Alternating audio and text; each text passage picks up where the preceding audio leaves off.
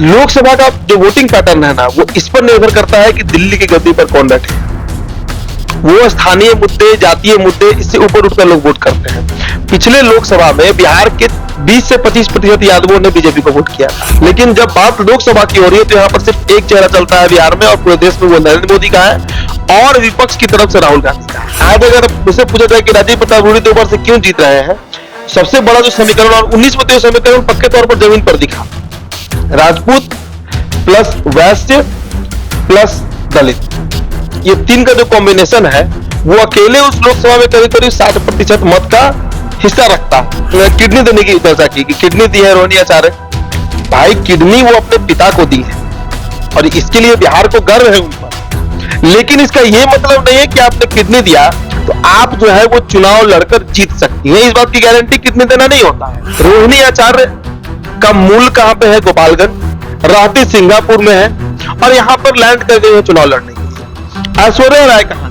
मुस्लिम और यादव को अगर साधते हैं लालू यादव तो जीतते हैं, वैश्य और राजपूत को अगर साधते हैं राजीव प्रताप रूडी तो वो जीतते हैं। लेकिन वहां पर जो निर्णायक भूमिका में दिख रहे हैं वो वैश्य वोटर। जहां तक आपने कहा रोहिणी आचार्य मेहनत कर रही है, कहीं दो राय नहीं है, लेकिन जीतने की संभावना उनकी फिर कम है। लोकसभा चुनाव 2024 के लिए तमाम नेताओं ने मैदान में कमर कस ली है। देखिए, बिहार के 40 लोकसभा सीट पर हम चर्चा परिचर्चा कर रहे हैं। आज हम सारण लोकसभा सीट पर चर्चा करने बैठे हैं। देखिए, सारण लोकसभा सीट कभी उद्योगों का गढ़ कहा जाता था सारण, आज कड़ी टक्कर होने वाली है 2024 के लोकसभा चुनाव में। एक तरफ भाजपा के कद्दावर नेता राजीव प्रताप रूडी है तो दूसरी तरफ लालू परिवार यानी कि रोहिणी आचार्य, लालू प्रसाद यादव की बेटी रोहिणी आचार्य मैदान में है। काफी चर्चा है सारण लोकसभा को लेकर। क्षेत्र में रोहिणी आचार्य जो है लगातार क्षेत्र भ्रमण कर रही है। उन्होंने पिछले दिनों रोड शो भी निकाला था, काफी संख्या में लोग वहां पर दिखे थे। देखिए, मेरे सहयोगी उदित तारड़ मेरे साथ मौजूद हैं। सारण लोकसभा काफी चर्चा का विषय बना हुआ है। एक तरफ लालू की बेटी, लाडली बेटी रोहिणी आचार्य है, दूसरी तरफ राजीव प्रताप रूडी है। क्षेत्र में तो यह भी खबर है कि रोहिणी आचार्य चुनाव जीत रही है, लालू प्रसाद यादव को किडनी दिया है, उनको जीवन दान दिया है, दूसरा जीवन प्रदान किया है। क्या कुछ कहेंगे? 2014 में भी इसी तरह का हल्ला था जब राबड़ी देवी वहां पर राजीव प्रताप रूडी के सामने चुनाव लड़ रही थी। देखिए, सारण लोकसभा सीट पर लालू परिवार को कॉन्फिडेंस इसलिए रहता है कि यही वो सीट है जहां से पहली बार लालू प्रसाद यादव ने अपनी राजनीति की शुरुआत की थी। 1977 में पहला बार जो लोकसभा का चुनाव लालू प्रसाद यादव लड़े थे वो यही सारण सीट थी। यहां से वो 4 बार सांसद रहे हैं, 4 टाइम एमपी रहे हैं। लेकिन इसी सीट पर 1996 में पहली बार भाजपा का कमल खिलाया था राजीव प्रताप रूडी ने, फर्स्ट टाइम। फिर 1998 में चुनाव हुआ, हार गया राजीव प्रताप रूडी, लेकिन उसके बाद फिर वो जीते। फिर 14 और 19 तो राजीव प्रताप रूडी। और सबसे बड़ी बात है ना कि सारण की जो लड़ाई है, अगर जातीय दृष्टिकोण से हम देखें तो ये लड़ाई राजपूत वर्सेस यादव होता है। 25% यादव है इस लोकसभा में और 23% राजपूत है सारण लोकसभा में। तो लगभग दोनों की आबादी बराबर है, मतलब 1-2% का ऊपर नीचे है। मुस्लिम और यादव को अगर साधते हैं लालू यादव तो जीतते हैं, वैश्य और राजपूत को अगर साधते हैं राजीव प्रताप रूडी तो वो जीतते हैं। लेकिन वहां पर जो निर्णायक भूमिका में दिख रहे हैं वो वैश्य वोटर हैं। वैश्य वोटर भी वहां पर करीब करीब अच्छे खासे हैं, और इसके अलावा 12% के आसपास वहां दलित वोटर्स हैं जो डिसाइड करते हैं कि कौन जीतेगा कौन हारेगा। और पिछले 2 टर्म से वो बीजेपी के साथ है। जहां तक आपने कहा रोहिणी आचार्य मेहनत कर रही है, कहीं दो राय नहीं है, लेकिन जीतने की संभावना उनकी फिर कम है। इस बार 14 में वहां से राबड़ी देवी लड़के देख चुकी हैं, 30-40 हजार वोट से हारी थी। और पिछले बार वहां से जो चंद्रिका राय लड़े वो करीब 1.5 लाख वोट के मार्जिन से हारे थे। तो धीरे धीरे वहां पर बीजेपी का अब गढ़ बनते जा रहा है सारण। इतना आसान नहीं है। देखिए, राजीव प्रताप रूडी तो प्रत्याशी है ही।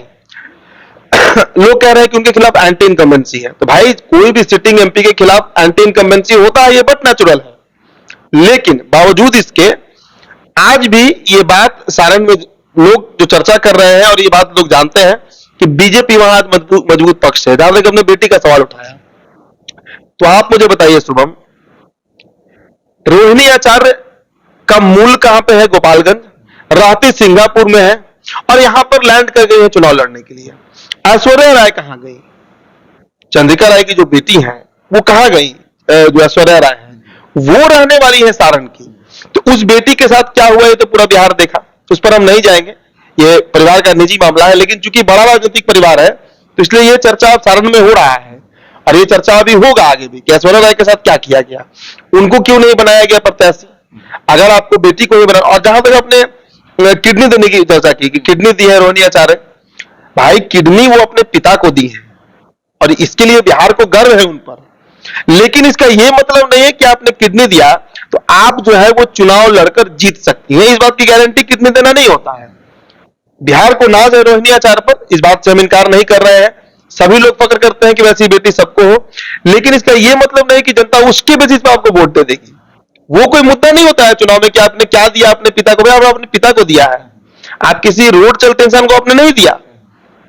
और जहां तक मेरा अनुमान है बेटों से अधिक बेटियां करती हैं, हर घर की कहानी है, तो रोहिणी ने जो किया उसका स्वागत होना चाहिए, लेकिन इसका चुनाव से कनेक्शन नहीं। और इस इमोशन पर वोट मांगना, अगर कोई मांग रहा है, मुझे नहीं पता कि वो मांग रहे हैं लोग की नहीं, लेकिन अगर इस सेंटिमेंट पर वोट मांगा जा रहा है तो ये कितना सही है ये सारण की जनता तय करेगी।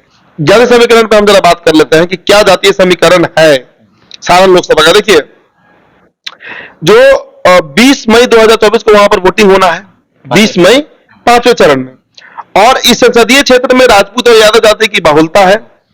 इसको ध्यान में रखते हुए जो राजनीतिक दल है वहां से यादव या फिर राजपूत उम्मीदवार पर ही अपना दांव लगाते हैं, और इधर भी लड़ाई वही है, राजीव प्रताप रूडी राजपूत है और रोहिणी आचार्य यादव है। अब देखिए राजपूत यहां पर 23% है, यादव यहां पर 25% है, मतलब परसेंट है, वैश्य वोटर 20% है, मैंने वैश्य को चर्चा किया था ना, 20% है, मुस्लिम 13% और दलित 12% है। अब देखिए एमओ समीकरण अगर बनेगा तो वो लालू प्रसाद यादव को 4 संसद पहुंचा चुका है, लेकिन उस समय वैश्य वोटर और वैश्य से अधिक जो दलित वोटर है वहां का 12%, वो भी लालू के पक्ष में वोट करता था। लेकिन आज जो गोलबंदी है, आज अगर मुझसे पूछा जाए कि राजीव प्रताप रूडी 2 बार से क्यों जीत रहे हैं, सबसे बड़ा जो समीकरण, और 19 में तो समीकरण पक्के तौर पर जमीन पर दिखा, राजपूत प्लस वैश्य प्लस दलित, ये 3 का जो कॉम्बिनेशन है वो अकेले उस लोकसभा में करीब करीब 60% मत का हिस्सा रखता है, और वो वोट कलेक्टिव तौर पर जब पड़ता है राजीव प्रताप रूडी को तो वो निकल जाते हैं। अच्छा, एक और सवाल होगा, सारण हम लोग गए थे, सारण लोकसभा, तो वहां के कुछ यादव भी जो है भाजपा के सपोर्ट में थे, लेकिन उस समय नीतीश कुमार जो थे वह महागठबंधन के साथ में थे।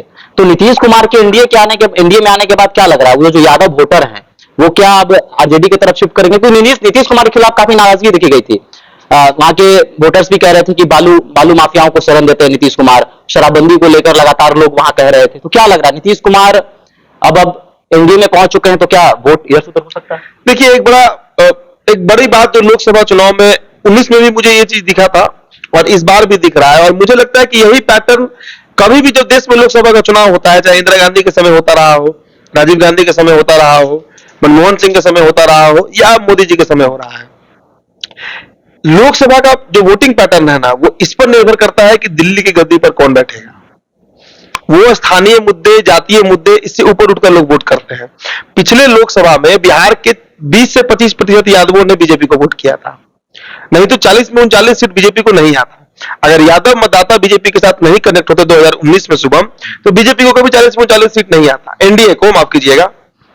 इस बार भी यादव, आपको याद होगा सोनपुर हम लोग गए थे, वहां के यादव बीजेपी कर रहे थे, परसा गए थे, वहां भी कई यादव ऐसे हमको मिले ग्राउंड पर जो यादव बीजेपी को वोट देने को तैयार थे कि भाई जब दिल्ली का वजीर चुनना है, दिल्ली की गद्दी पर कौन बैठेगा ये चुनना है, तो उसके लिए स्थानीय मुद्दा, जातीय मुद्दा, नली गली, ये सब मुद्दा बहुत काम नहीं करता है।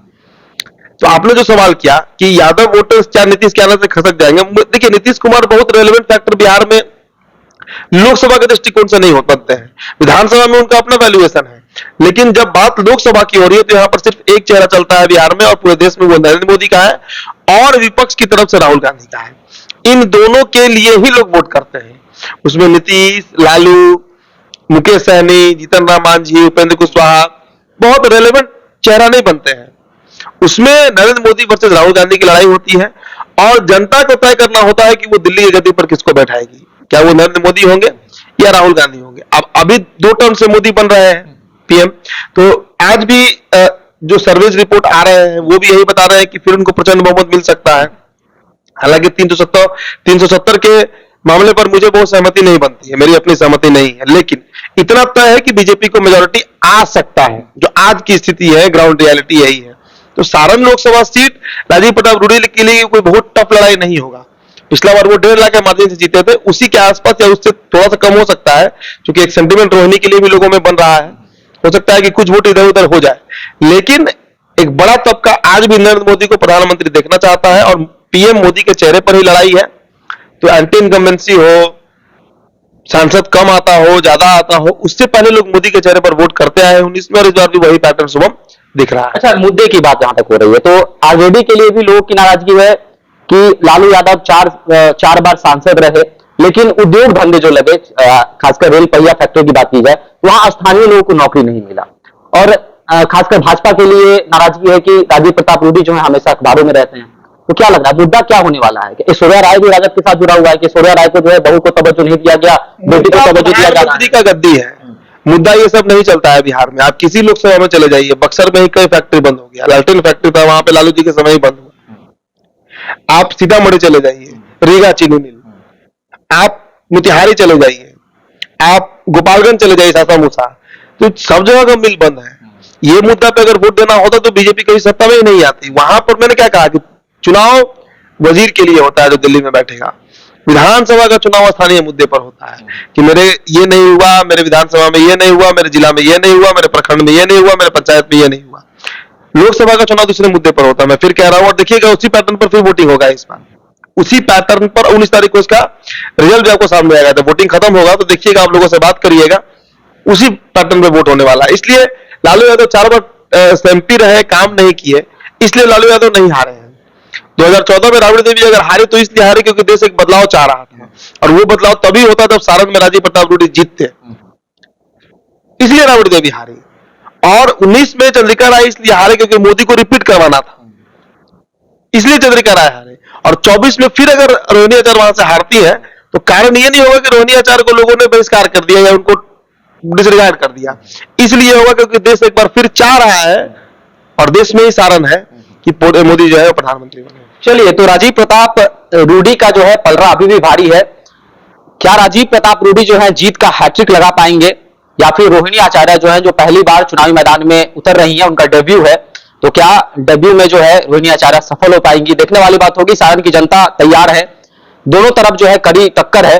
आपकी क्या राय है, क्या कुछ कहेंगे? क्या रोहिणी आचार्य का पलड़ा भारी है या फिर राजीव प्रताप रूडी फिर से इस बार सांसद के रूप में निर्वाचित होंगे? धन्यवाद।